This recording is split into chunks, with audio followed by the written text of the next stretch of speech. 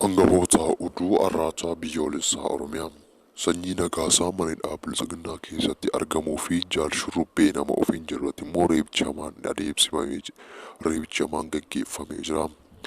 Akkasuma kitaabni Jawaar Mohaammed Dinqaabboo jedhee barreesse akka hin eebbifamneef mootummaan Itoophiyaa maallaqa guddaa kanfaluutiin akka kitaabni kun hin eebbifamne doolaara guddaa dhangalaastiin hanqisee jira. Arraataa biyyoolessaa Oromiyaa irraa oduu oolmaa Oromiyaa isiniif qabannee dhufneerra turtii gaarii nu faana qabaadhaan affeerraa keenya. Guyyoota muraasa dura waraana bilisummaa Oromoo zoonii giddu galeessaa kan geessaa ture sanyii nagaasaan mootummaa Itoophiyaatti harka kennatee galuun isaa ni yaadatama jechuudha. Akkanumaanis egaan yeroo ammaa kana wal dhibdee guddaa mootummaa Itoophiyaa fi sanyii nagaasaa gidduutti akka dhalatee jiru baramee jira jechuudha. Maddi wal dhibdee isaanii kunis sanyii nagaasaan dura yeroo mootummaa kana faana walii galu waraana guddaadha kan inni hoogganu jechuutiin. Egaan waraanni bilisummaa Oromoo immoo ji'oota sadii dura nama kana akka of keessaa baasee ibseeti ture jechuudha. Haa ta'uutii namni kun ani waraana guddaan of jalaa qaba jechuutiin mootummaa Itoophiyaa faana egaa araaramee booda waraanni galee waraana xiqqoo ka'uurraan kan ka'e wal dhibdeen gidduu isaaniitti yeroo ammaa kana deemaa jiraachuu akkasuma namoonni tokko tokko akka jedhamaa jirutti iyyuu yeroo ammaa kana sanyii nagaasaa miidiyaa irra isa akka dhabamsiifamu godhamee jira jechuudha. Eegduun isaaniis egaa guyyaa muraasa dura eegduun isaas akka irraa kaanii turan ni beekama jechuudha.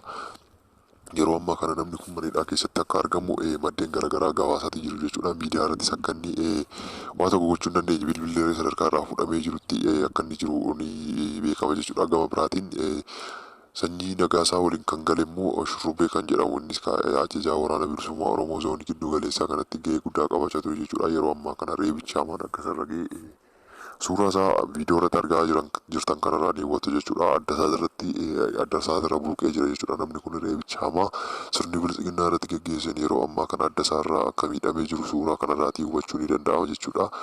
Yeroo baay'ee egaan namni siyaasaa fi xiinxalaa siyaasaa kan ta'e Jawaar Mohaammed jecha tokko ni yaadadha yeroo waan hiree jara kana ilaalu jechuudha.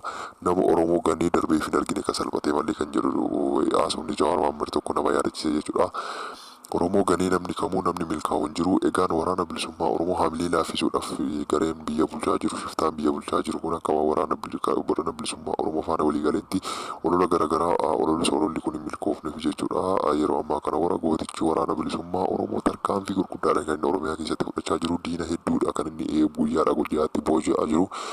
Bilisiginnaan kanarraa abdii kutachuutiin uummata garaagaraa aadaraa jirti jechuudha. Gama oduu keenya itti aanutti yommuu ceenu oduu keenya itti aanuun egaan kitaabni Jawaar Mohaammed Dinqaabboo jedhu bilisiginnaa waciisaa ture jechuudha. Kitaabni kun icciitiiwwan garaagaraa of keessatti kan qabatee jirudha. Kanumarraa akka ka'uutiin bilisiginnaan akka kitaabni kun hin eebbifamneef maallaqa guddaa dhangalaastiin egaa Keeniyaa keessatti akka sadarkaan sagantaan eebbaa kun kan yaadamee ture akka hin eebbifamne mootummaa Itoophiyaatiin godhamee jira jechuudha. Hoteela Jawaar Mohaammed qabatee doolaara guddaa kaffaluutiin egaa doolaara guddaa gadi naquutiin akka hoteelli kun nama keessummoota simannaa hin goone rakkoo nageenyatu jedhee burjaajessuutiin egaa sagantaan Jawaar Mohaammed qabatee ture jalaa haqameeti jira jechuudha. Kun waan baay'ee qaanessaadha.